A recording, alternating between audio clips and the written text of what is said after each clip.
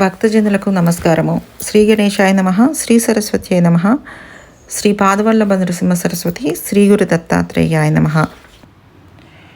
నిన్న కథలో మనం విభీషణుడు రాముణ్ణి శరణాగతి అర్థించడం చూసాం కదా. తర్వాత కథలో ఏం జరిగిందో ఇవాళ చూద్దాం. సేతు నిర్మాణం. ఆ తర్వాత శ్రీరాముడు తనకి దారిమ్మని సముద్ర దేవతను ప్రార్థిస్తూ 3 రోజులు ప్రాయోపవేశం చేశాడు. అయినా సముద్ర దేవత ఉలకలేదు, పలకలేదు. అప్పుడు శ్రీరాముడు ఆగ్రహించి సముద్ర జలాలను ఎండగొట్టేయాలనే సంకల్పంతో బాణం ఎక్కుపెట్టాడు. అప్పుడు సముద్ర దేవత వణికిపోతూ ప్రత్యక్షమై, దేవదేవ క్షమించు, నా మీద నువ్వు రాళ్లతో వంతెన కట్టించి దాని మీద నుంచి లంకారాజ్యానికి వెళ్తే నా గౌరవం నాకు నిలుస్తుందని ప్రార్థించాడు. అప్పుడు శ్రీరాముడు సరే అని వానరులు అందరి చేత పెద్ద పెద్ద కొండలు తెప్పించి వంతెన కట్టాలని చూస్తుంటే ఎంత పెద్ద కొండ అయినా సముద్రంలో ఇట్టే మునిగిపోతుంది. అది గమనించిన శ్రీరాముడు హనుమంతుడిని పిలిచి, హనుమా, దీనికి నువ్వే ఏదైనా ఉపాయం చేయాలన్నాడు. వెంటనే హనుమంతుడు ఒక రాయి మీద తన గోళ్లతో రామ అనే అక్షరాలు చెక్కి దాన్ని సముద్రంలో పడవేయించాడు. అది నీళ్ళ మీద పడవలాగా తేలింది. ఇది గమనించిన వానరులు ప్రతి బండ మీద హనుమంతుడి చేత రామనామం చెక్కించి సముద్రంలో పడవేయసాగారు. ప్రతి రాయి తేలుతోంది. సేతువు శరవేగంతో నిర్మాణమై వానరసేనతో సహా శ్రీరాముడు లంకారాజ్యానికి చేరాడు. యుద్ధం. రామరావణ మహాసంగ్రామం ప్రారంభమైంది. అందులో వీర హనుమంతుడు చండ ప్రచండుడై అన్ని వైపులా తానే అన్నట్లుగా సంచరిస్తూ యుద్ధం చేస్తున్నాడు. ధూమ్రాక్షాది మహావీరులను అనేక మందిని స్వయంగా సంహరిస్తున్నాడు. ఇలా ఉండగా ఒక రోజున ఇంద్రజిత్తు రామలక్ష్మణులిద్దరిని నాగపాశాలు వేసి బంధించాడు. అదే సమయానికి దైవయోగం వల్ల గరుత్మంతుడు అక్కడికి రావడంతో నాగపాశాలు విడిపోయి రామలక్ష్మణులకు ప్రాణగండం తప్పింది. రామలక్ష్మణులతో సహా వీరులంతా గరుత్మంతుడికి కృతజ్ఞతలు తెలిపారు. గరుత్మంతుడు దానికి సమాధానం చెప్తూ, అయ్యా, సాక్షాత్తుగా హనుమంతుడిని మీ దగ్గర పెట్టుకుని నాకు కృతజ్ఞతలు చెప్తారేంటి? ఆయనకు ఈ నాగపాశాలు ఏమీ లెక్క. ఆయన తలుచుకుంటే ఈ రాక్షస సేన మొత్తాన్ని, రావణాసురుణ్ణి కూడా చలిమిడి శుద్ధలాగా చుట్టేయగలడు. ఆయనను వాడుకుంటే మీకు యుద్ధం తేలికైపోతుంది. అయినా సాక్షాత్తు శ్రీహరి ఇక్కడ ఉండగా నేను ఎక్కువ మాట్లాడకూడదు అనేసి తన దోవన తాను వెళ్ళిపోయాడు. మైరావణ కథ. ఇది జరిగిన తర్వాత హనుమంతుడు రామలక్ష్మణులకు అతిశ్రద్ధగా కాపలా కాయడం మొదలుపెట్టాడు. ఆ రాత్రి రామలక్ష్మణులు బాగా అలసిపోయి నిద్రలో తూగుతున్నారు. లంకా యుద్ధం మహాభారత యుద్ధంలాగా నడవలేదు. ఇది రాక్షసులతో చేసే యుద్ధం. వాళ్ళు రాత్రింబవళ్ళు యుద్ధం చేసేవారు. అందువల్ల రామలక్ష్మణులకు విశ్రాంతి తీసుకోవడమే సాధ్యమయ్యేది కాదు. రామలక్ష్మణుల అలసట చూసి హనుమంతుడికి బాధ కలిగింది. తన తోకను పెంచి వారి చుట్టూ ఒక పెద్ద ప్రాకారంగా ఏర్పాటు చేసి దానిలో వారిద్దరిని నిద్రపోమన్నాడు. క్షణంలో వారికి ఒళ్ళు తెలియని నిద్ర పట్టింది. హనుమంతుడు అలా వాళ్ళ ప్రకారం ఏర్పరిచి దాని మీద కూర్చుని హాయిగా రామనామం చేసుకోసాగాడు. ఈ విషయం రావణాసురుడికి తెలిసింది. అప్పటికే రావణాసురుడికి జయం మీద ఆశలు తగ్గిపోతున్నాయి. అందువల్ల ఏదైనా మాయోపాయం చేయాలని అతడు ఆలోచించాడు. రావణుడు మైరావణుణ్ణి బ్రతిమాలడం. మాయ సంగతి తలుచుకునేసరికి అతనికి మహిరావణుడు గుర్తుకొచ్చాడు. ఇతను రావణాసురుడికి వేలు విడిచిన తమ్ముడు. పాతాళ లోకంలో ఉంటాడు. మాయలలో వీడిని మించినవాడు లేడు. మహిరావణుడు, మహారావణుడు, మాయారావణుడు మొదలైనవి ఇతని పేర్లే. రావణాసురుడు సరాసరి మైరావణుడి దగ్గరికి వెళ్ళి వాడిని పొగడ్తలతో ముంచేశాడు. తర్వాత ఇలా అన్నాడు, సోదరా, కుటుంబంలో ఉన్న చిన్న చిన్న పొరపొచ్చాలను మనసులో పెట్టుకొని నువ్వు యుద్ధానికి దూరంగా ఉన్నావు. ఇంకా ఒక్కరోజు దాటిందంటే ఆ రాముడు మన రాక్షస జాతిలో ఎవరిని మిగలనీయడు. కనుక నువ్వు ఇక రంగంలోకి దూకకపోతే రాక్షస జాతిని రక్షించేవాడు లేడు. ఈ పొగడ్తల దెబ్బకు మైరావణుడు బోర్లబొక్కలా పడ్డాడు. అతడు ఇలా అన్నాడు, అన్నా, నీవు పెద్దవాడివి, నన్ను పొగడకూడదు. ఆ మిడతల మీదకి నేనెందుకులే అని ఊరుకున్నాను. అంతేగాని వేరే పొరపచ్చాలేమీ లేవు. మరో రోజు దాకా ఎందుకు? ఈ రాత్రికి రాత్రే ఆ రామలక్ష్మణుని ఇద్దరిని కూడా నమిలి పారేస్తాను. చూస్తూ ఉండు. నువ్వు వెళ్ళి హాయిగా నిద్రపో. ఆ మాటలకు రావణాసురుడు చాలా సంతోషించి రామలక్ష్మణుల వివరాలన్నీ చెప్పి వెళ్ళిపోయాడు. మైరావణుడి ప్రయత్నం.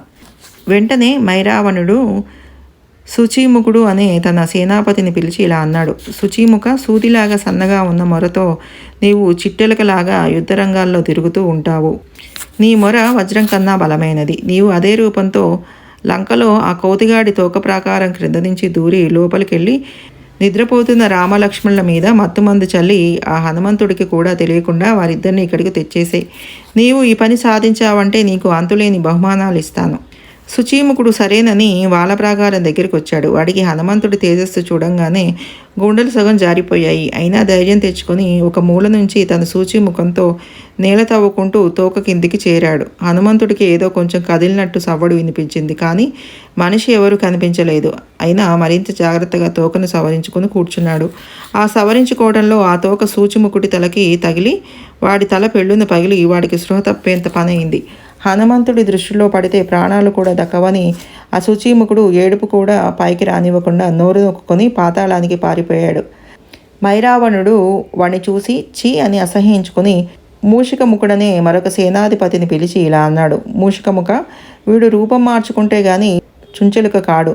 నీ తలకాయ సహజంగానే ఎలుక తలకాయలాగా ఉంటుంది. నువ్వు వెళ్ళి ఆ రామలక్ష్మణులను తీసుకురాగలిగితే నా అర్ధరాజ్యమే నీకు ఇస్తాను. మూషికముఖుడు తెగ పొంగిపోయాడు. నిమిషంలో వచ్చేస్తానంటూ వాల ప్రాకారం దగ్గరికి వచ్చాడు. వాడు వాల ప్రాకారం చుట్టూ తిరిగి నేలకు తోకకు గల సందులోంచి దూరిపోవాలని దూరం నుంచే పరిగెత్తుకుంటూ వచ్చి బలంగా తోకని గుద్దాడు. వాడు గుద్దినట్టు కూడా హనుమంతుడికి తెలియలేదు. వాడి మూతి మాత్రం ముక్క చెక్కలైపోయింది. వీడు కూడా తిరిగి వచ్చేసరికి మైరావణుడికి మతిపోయినంత పనైంది. వాడు బాగా ఆలోచించి పాషాణభేది అని మరొక సేనాపతిని పిలిచి ఇలా అన్నాడు. పాషాణభేది, నువ్వు ముట్టుకుంటే చాలు కొండలైనా సరే ముక్కలు ముక్కలుగా పగిలిపోతాయి. ఇది నీకున్న వరం. నువ్వు ఇక రంగంలోకి దిగక తప్పదు. ఆ వానర వీనుడి వాలా ప్రాకారాన్ని ఇంకెవరూ భేదించలేరు. నువ్వే బయలుదేరు. ఇక పాషాణభేది పొంగిపోయి సరే అని చెప్పి వచ్చి చూసేసరికి హనుమంతుడు సూర్యమండలంలాగా ప్రకాశిస్తున్నాడు. వాడు ధైర్యం తెచ్చుకొని సగౌరవంగా ఆ తోకను ఓ మూల తాకాడు. వాడి వరం ఏమీ పనిచేయలేదు. తోకను గట్టిగా రుద్దాడు, పీకాడు, తోశాడు, ఏమీ కాలేదు. చివరికి కోపం తలకెక్కి గట్టిగా గుద్దాడు. అంతే, తల మీద పెళ్ళ లేచిపోయింది. ఇక వాడు పారిపోయాడు. మైరావణుడికి కళ్ళు తిరిగిపోయాయి. ఇంకా ఎవరిని పంపాలో తోచలేదు. చాలాసేపు ఆలోచించి చివరికి వాడికి కొత్త ఉపాయం పన్నాడు. మైరావణుడి మోసం. వెంటనే మైరావణుడు విభీషణుడిగా మారి ఆ రూపంతో రామనామగానం చేసుకుంటూ హనుమంతుడి ముందరికి వచ్చాడు. హనుమంతుడు విభీషణుడు చూసి నమస్కారం పెట్టాడు. దొంగ విభీషణుడు ఇలా అన్నాడు. హనుమంత, ఇది రాక్షసులతో యుద్ధం. వాళ్ళు అనేక మాయావేషాలతో వస్తుంటారు, అనేక మాయలు పన్నుతూ ఉంటారు. నువ్వు చాలా జాగ్రత్తగా ఉండాలి. వాలా ప్రాకారం పెట్టాం కదా అని ధైర్యంగా ఉండకూడదు. లోపల మన ప్రభువులు సుఖంగా ఉన్నారా లేదా అని అప్పుడప్పుడు చూసుకోవాలి. నన్ను చూడమంటే నేను ఒకసారి లోపలికి వెళ్ళి చూస్తాను. హనుమంతుడు ఆ మాటలు నమ్మి మాయా విభీషణ్ణి లోపలికి పంపించాడు. లోపలికి వెడుతూనేవాడు రామలక్ష్మణుల మీద మత్తుమందు చల్లేసి తన మాయతో వారిని చిన్నవారిగా చేసి ఒక చెక్క పెట్టెలో బిగించేసి ఆ పెట్టెను తన బొడ్డులో దోపుకున్నాడు. ఇక రామనామ గానం చేసుకుంటూ బయటకొచ్చి రామలక్ష్మణులు హాయిగా నిద్రపోతున్నారని హనుమంతుడికి చెప్పి సెలవు తీసుకుని వెళ్ళిపోయాడు. వాడు వెళ్ళిన కొద్ది క్షణాలకే అసలు విభీషణుడు వచ్చాడు. ఆయన భక్తిగా రామతారక మంత్రం గానం చేస్తున్నాడు. ఇలా కీర్తన చేస్తూ ఈ విభీషణుడు కూడా ఇందాకట్లాగానే మాట్లాడాడు. దాంతో హనుమంతుడికి అనుమానం వచ్చి, అదేమిటయ్యా, ఇప్పుడే వచ్చి చూసెళ్ళావు కదా, మళ్ళీ అవే మాటలు మాట్లాడతావేమిటి అన్నాడు. విభీషణుడు కంగారు పడి, నేను ఇదే రావటం, ఇంతకు ముందు రాలేదు అన్నాడు. ఏదో మోసం జరిగిందని ఇద్దరికీ అర్థమైంది. ఇద్దరూ కలిసి ప్రాకారంలోకి చూశాడు. అక్కడ రామలక్ష్మణులు లేరు. హనుమంతుడికి విభీషణుడికి కూడా మూర్ఛ వచ్చినంత పనైంది. విభీషణుడే ముందు తేరుకొని వివరాలన్నీ అడిగాడు. మొదట ఏవో ఎలుకల్లాంటివి 3 సార్లు వచ్చాయని, ఆ తర్వాత ఈ మాయా విభీషణుడు వచ్చి లోపలికి వెళ్ళాడని ఆంజనేయుడు చెప్పాడు. అప్పుడు విభీషణుడు బాగా ఆలోచించి, ఇలాంటి మోసం చేయాలంటే పాతాళంలో ఉన్న మైరావణుడికే సాధ్యమవుతుంది నిర్ణయం చేసుకుని హనుమంతుడికి వాడిని గురించి బాగా వివరించి చెప్పాడు. అక్కడ మైరావణుడు రామలక్ష్మణులను పాతాళానికి తీసుకెళ్ళి వీటిని ఏం చేయాలా అని ఆలోచించి చివరికి తన ఉపాసనా దేవత అయిన మహామారి దేవతకు బలి ఇవ్వాలని నిర్ణయించుకున్నాడు. కానీ ఈ బలి ఇచ్చే విధానంలో ఇంటి ఆడబడుచు కుండలతో నీళ్లు తెచ్చి బలి ఇవ్వబోయే వారి మీద పోసి స్నానం చేయించాలి. దూర్దండి. మైరావుడికి దూర్దండి అనే చెల్లెలు ఉంది. కానీ ఒకప్పుడు వాడికి ఆమెతో విరోధం వచ్చి ఆమెకు, ఆమె మొగుడికి, ఆమె కొడుక్కి కూడా కాళ్లకు సంకెళ్ళు వేసి ఇంట్లోనే ఒక గదిలో పడేశాడు. ఇప్పుడు గతి లేక ఆ చెల్లెల్నే పిలిచి ఇలా అన్నాడు. దూర్దండి, నేను ఈ మహామారికి బలి ఇవ్వడానికి 2 మానవులను తెచ్చాను. నీవు ఊరి బయట కొలంలోని నీళ్లు తెచ్చి వీరిని ఎత్తిన పోయాలి. వీరిని బలి ఇచ్చాక నాకు ఇంకా శక్తులు వస్తాయి. నాకు ఈ సహాయం చేస్తే నీకు నీ మొగుడికి కూడా సంకెళ్లను వదిలిస్తాను. ఇప్పుడు మాత్రం ఇలాగే ఈ సంకెళ్లతోనే వెళ్ళి నీళ్లు తీసుకురా. అసలే దుఃఖంగా ఉన్న దుర్దండి ఇంకా ఏడ్చేసింది. ఆమెకు సౌమ్య స్వరూపులుగా ఉన్న రామలక్ష్మణులను చూసిన దగ్గర నుంచి ఎంతో జాలిగా ఉంది. రాముణ్ణి భక్తితో ఇలా స్తుతించింది. కనక నికష భాస లక్ష్మణే నాను నీతో నవకువలయ ధామ శ్యామవర్ణాభిరామ అభినవ ఇవ విద్యున్మండితో మేఘదండ శమయతు మమతాపం సర్వతో రామచంద్ర. పుత్తడి బొమ్మల్లాంటి లక్ష్మణుడి చేత అనుసరించబడిన వాడు కొత్త నల్ల కలువలాగా నల్లని కాంతితో ప్రకాశిస్తూ ఆనందాన్నిచ్చేవాడు, విద్యుత్ కాంతితో శోభిస్తున్న కొత్త మేఘమాలలా ఉన్నవాడు అయిన రామచంద్రుడు నా తాపాన్ని దుఃఖాన్ని శమింపచేయుగాక. అయినా అన్న చంపేస్తాడనే భయంతో కడవ పుచ్చుకొని నీళ్లకు బయలుదేరింది.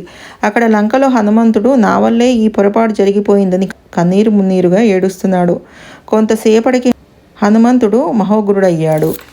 మైరావణ పురప్రవేశం. ఆ అదను గుర్తుపట్టి విభీషణుడు ఇలా చెప్పాడు. హనుమా, ఈ పని మా మైరావుడు తప్పితే లంకొకడు చేయలేడు. వాడు మాకు వేలు విడిచిన సోదరుడు. వాడు పాతాళంలో ఉంటాడు. వాడు నిజానికి అన్నకన్నా 100 రెట్లు బలవంతుడు. వాడి దగ్గర ఉన్న సేన కూడా అంతటిదే. ఆ మైరావణ పురానికి చుట్టూరా 7 ప్రాకారాలుంటాయి. అన్ని ప్రాకారాలలోనూ సేనలు ఉంటాయి. ఆ పురంలోకి ప్రవేశించడానికి 2 మార్గాలున్నాయి. వాటిలో ఒకటి చాలా విశాలమైనది, కానీ ఆ దారిలో సైన్యం అపారంగా ఉంటుంది. నీవు వారిని జయించగలవు. కానీ ఈ లోపల తెల్లవారిందంటే శ్రీరాముడు లేడని వార్త బయటకు తెలిసిందంటే ఇక వానర వీరులే మనల్ని బ్రతకనీయరు. కనుక నీవు ఆ దారిన పోవద్దు. 2వ మార్గం చాలా సన్నగా ఉంటుంది. తామర తోడంత సన్నగా ఉంటుంది. నీవు సూక్ష్మ రూపాన్ని ధరించి ఈ దారి వెంట వెళ్ళాలి. కానీ ఏమాత్రం అనుమానం వచ్చినా ఒక పెద్ద గుండ్రాయి బండ వచ్చి ఆ ద్వారాన్ని మూసేస్తుంది. అవసరమైతే నీవు ఆ రాయిని పక్కకు తొలగించి నీ ప్రయాణం కొనసాగించు. ఆ దారిన పోతే నీవు పాతాళ లోకంలోని ప్రాకారం బయట ఉన్న పద్మ సరస్సు దగ్గరికి చేరుతావు. అక్కడికి వెళ్ళాక వీలు చూసుకుని ప్రాకారంలోకి ప్రవేశించు. ఆ తర్వాత పనంతా నీ బుద్ధిబలం మీద ఆధారపడి ఉంటుంది. అలా చెప్పిన మరుక్షణమే హనుమంతుడు పాతాళ లోకం చేరాడు. కొంచెం పరిశీలించగా విభీషణుడు చెప్పిన తామరతోడు దారి దొరికింది. కానీ దాని మీద కొండంత గుండ్రాయి ఉంది. హనుమంతుడు ఆ దారి గుర్తుపట్టి గుండ్రాతిని పక్కకి తీసి సూక్ష్మ రూపంలో లోపలికి ప్రవేశించి పద్మ సరస్సు దగ్గరికి చేరాడు. ఆ సరస్సు చాలా పెద్దగా ఉంది. దగ్గరలోనే పెద్ద శమీ వృక్షం కనిపించింది. హనుమంతుడు ఆ చెట్టెక్కి చుట్టుప్రక్కల ఏముందా అని పరిశీలించసాగాడు. చెరువుకు అవతలి ప్రక్క రాజస్త్రీలాగా ఉన్న ఒక మహిళ ఏడుస్తూ కనిపించింది. ఆమె కాళ్లకు సంకెళ్ళు కనిపిస్తున్నాయి. ప్రక్కన బంగారు కడవ ఉంది. బాగా నిదానించి చూడగా ఆమె ముఖంలో రాక్షస జాతికి అసహజమైన సత్వగుణం కనిపించసాగింది.